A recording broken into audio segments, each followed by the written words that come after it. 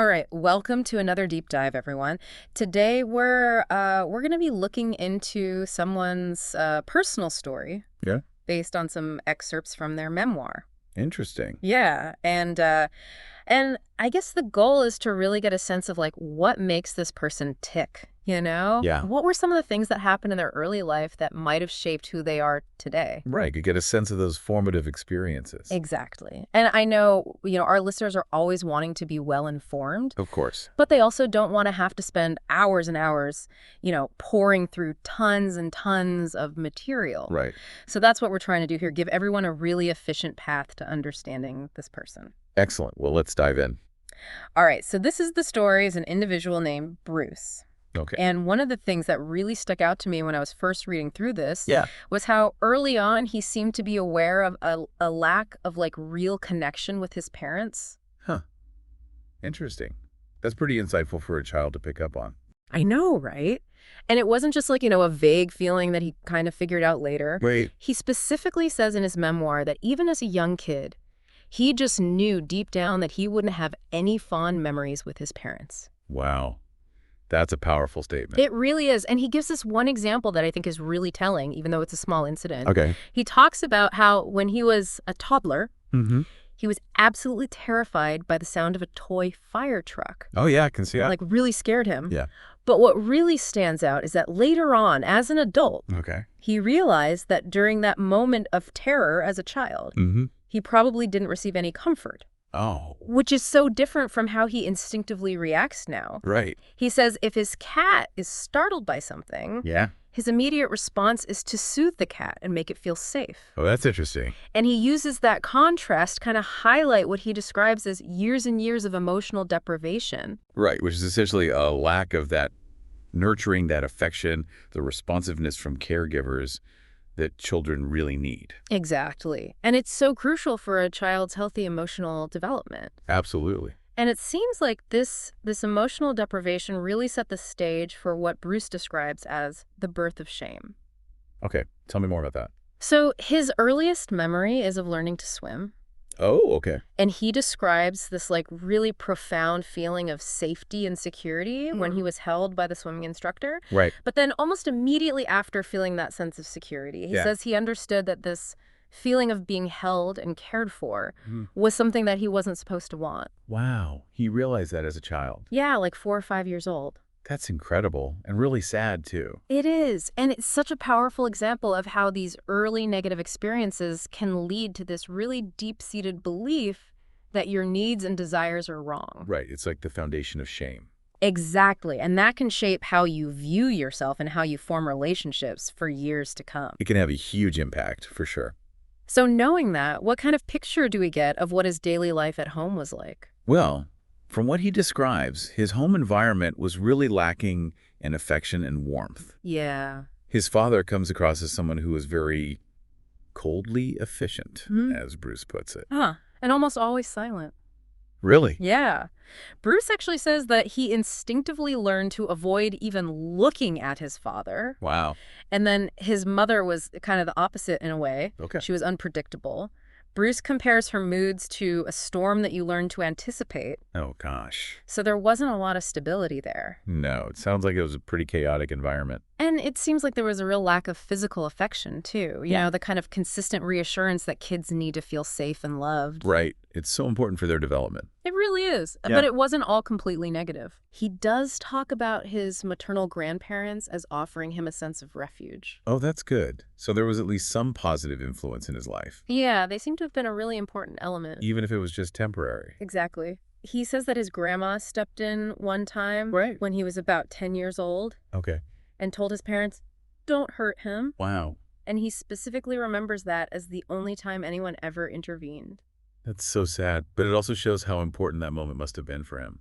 I think so. And then his grandpa was also very protective of him. In what way? He would worry about Bruce lifting things that were too heavy. Oh, that's sweet. Yeah, and it suggests this real concern for Bruce's well-being. Right, a kind of caring that maybe was missing from his immediate family. It seems that way. And I think that contrast between the support he got from his grandparents and the environment at home probably made his need to find ways to cope even stronger. I could see that. And he talks about developing this tendency to hide. Yeah. He actually describes hiding behind a chair in kindergarten.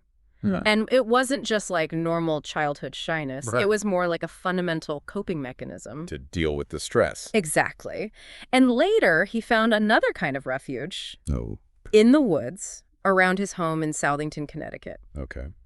And it's interesting because he says that his childhood wasn't actually defined by bullying from other kids. So he wasn't hiding from other children. No, it was more internal, like Right. a direct response to the emotional climate at home. Right, he was creating his own safe space. Yeah. There's this one image he describes that's really powerful. What's that? He talks about being 8 or 9 years old Okay. and hiding behind a telephone pole Wow. because he felt like the world was just too big and too dangerous. That's a really striking image. It is. It speaks Yeah. volumes about what was going on inside him at such a young age. That does.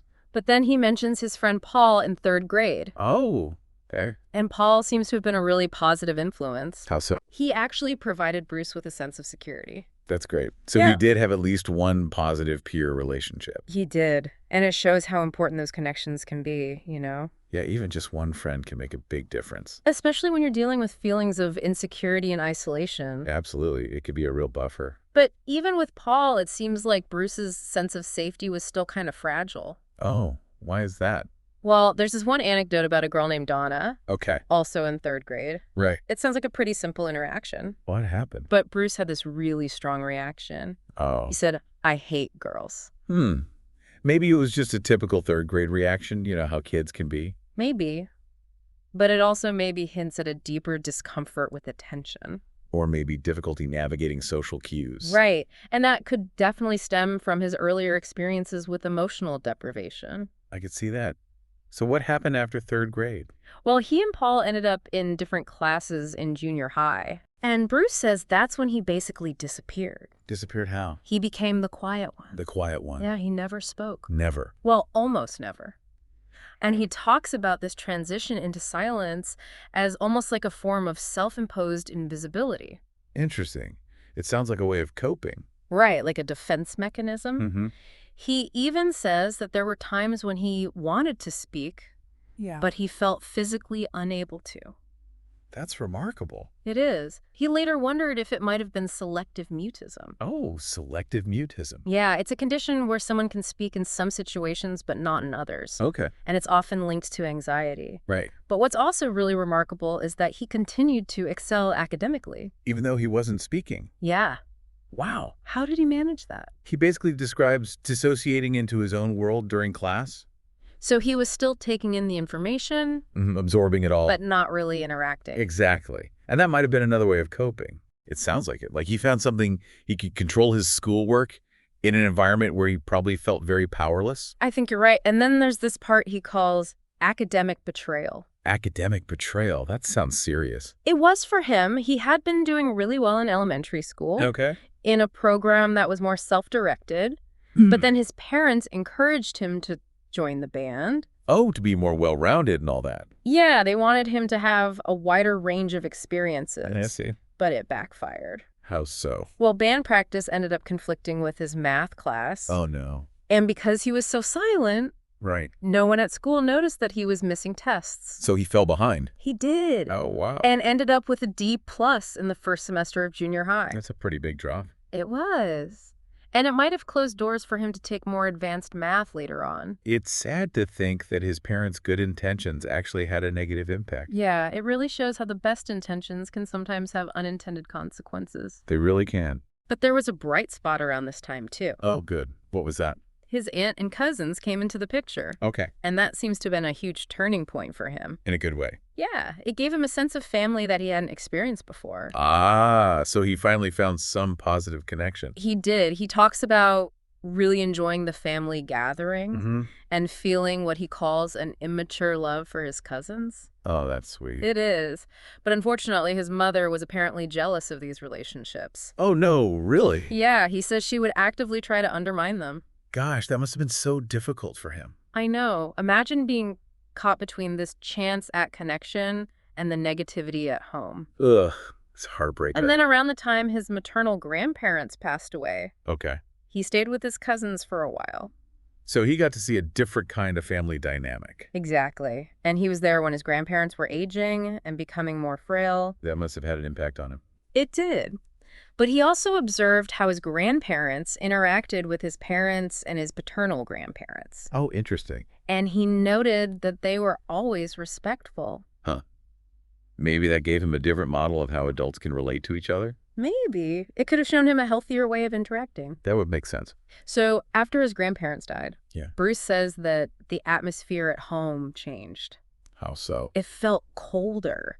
Yeah. And the sense of safety he had felt, even though it was limited, Right. completely vanished. I see. And it's at this point that he makes this incredibly powerful vow. What was that? He vowed to never become like his parents, to never lose his temper, and most importantly, to never make anyone else feel unsafe. That's a really big promise. It is.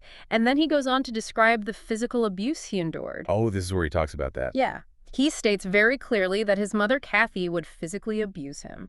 How awful. I know. It's really hard to read about. What did she do? Well, he says she would punch him. Oh my gosh. Slap him. That's terrible. Kick him. It's just awful. Push him. This is so hard to hear. And throw things at him. I can't believe she did that to her own child. I know. And she would do all this when she lost her temper. So her anger was completely uncontrolled. It seems that way.